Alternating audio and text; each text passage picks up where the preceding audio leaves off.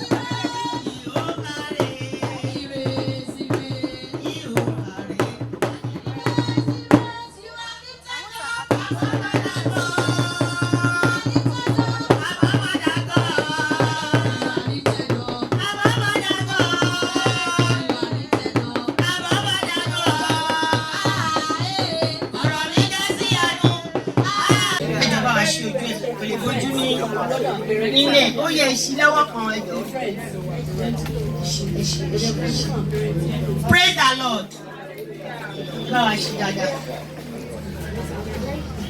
Praise the Lord. Do you know your mommy? Wonderful mommy. Do you know your mommy?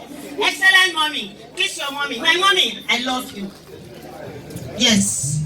Do you know your daddy again? Wonderful daddy. Invisible daddy. Tell daddy, my daddy, I love you. Yes, so please, Auntie what? Auntie Funke, Auntie Rebecca, Auntie Camilla, Nabila. Ẹ bá wa gba bẹ̀bẹ̀ ọwọ́ wọn yẹn. Ẹ má ti kúnlẹ̀ ẹ ní sùúrù. Ní kó mo wá iṣẹ́ àní sùúrù. Ẹ gbà pọ̀ sọ́wọ́ wọn. Ó yá di ẹ̀ṣẹ́ báyìí. Ṣé ó ti di dáadáa? Bàbá ti dùn ṣe kó máa dà sára mọ́ mi. Ṣé o ti mọ̀ bẹ́ẹ̀? Ó yá kúnlẹ̀. Kọ́kọ́ kúnlẹ̀ sí. Rọra gently. Dájú àmọ́ mi. Ẹ bá mi gbàdúrà fún. Òyìnlọ, ẹ má ti gbẹ kó mi jáde lójú wọn. Òyìnlọ. Òyìnlọ.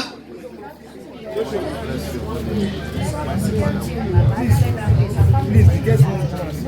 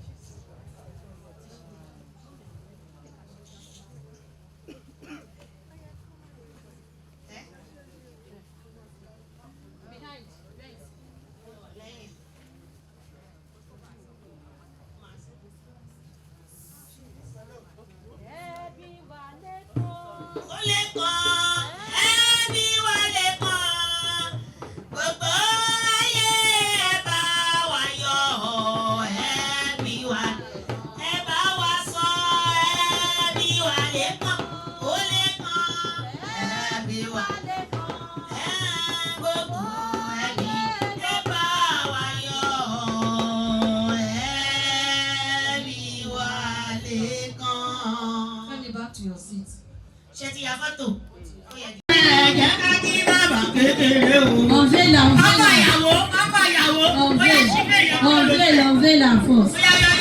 Torí àsìkò ṣe pátápátá ẹ̀tọ́ máa bá ìná o ẹ̀tọ́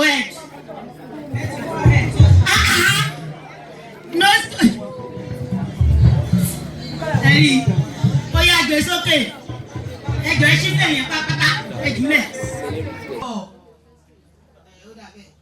olólùwẹ̀ mọ́mí ó yẹ ṣí ojú ẹ̀.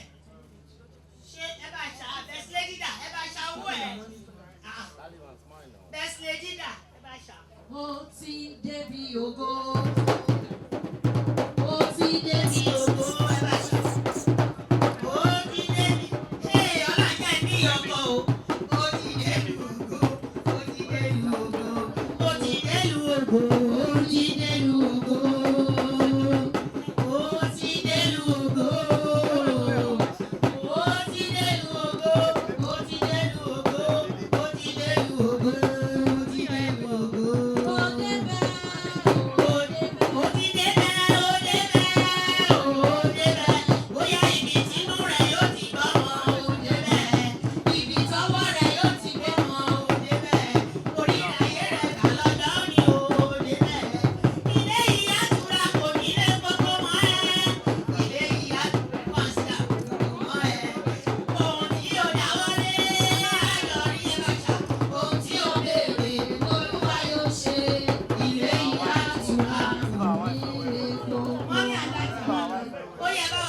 Pray for her. Àsìkò yìí o, ọ̀dẹ̀dẹ̀ yìí o, á tù ẹ́ lára o, á tù ọ̀dẹ̀dẹ̀ yìí o, àsìkò yìí mo ní fast.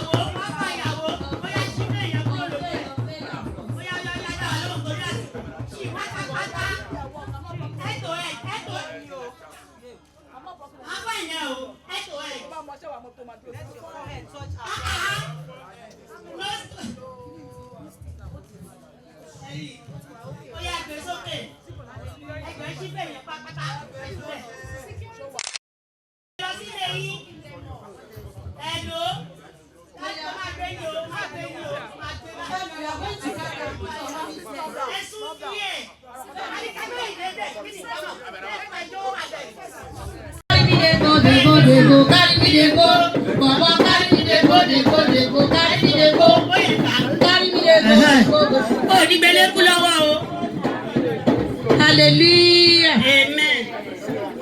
Yeah, yes, yes.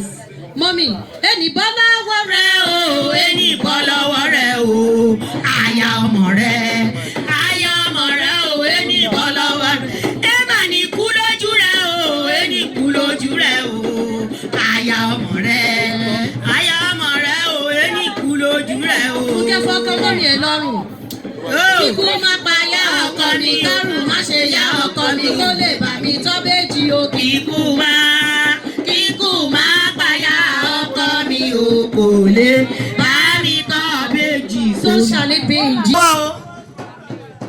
hallelujah. Amen. Yes. Mommy, ẹni bọ́ lọ́wọ́ rẹ o, ẹni bọ́ lọ́wọ́ rẹ o, aya ọmọ rẹ o, ẹni bọ́ lọ́wọ́ rẹ. Ẹ mà ní kú lójú rẹ o, ẹni kú lójú rẹ o, aya ọmọ rẹ o, ẹni kú lójú rẹ o. Fúnkẹ́ fọ́kọ́ mọ́mí ẹ lọ́rùn.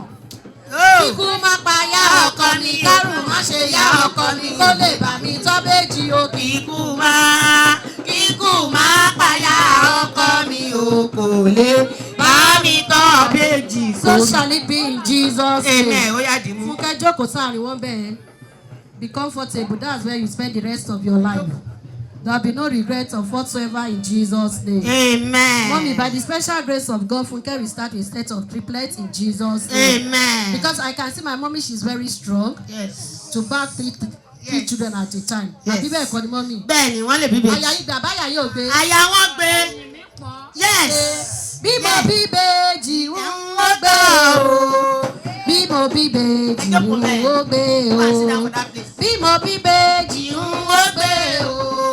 Bíyà bí bèjì a ó wá bá ìkómọ.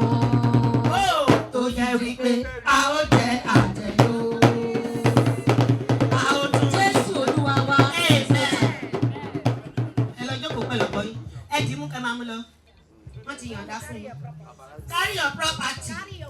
Yes, carry your property. See my hand. See my hand, my sister. Carry your property. Thank you so much for watching our videos. And importantly, you need to subscribe because we drop videos almost every day. Any events going on in Nigeria, Gua TV is always the first to get there. So you just need to subscribe unless you'll be missing out. And how to subscribe? There's a circle here written Gua TV. Click on it, you see a subscribe button. Click on the subscribe button. That's all. And if any event just take place or you heard something, just go on YouTube, search for Gua TV. You see the. And if you have a big show coming up, any event, you can call us.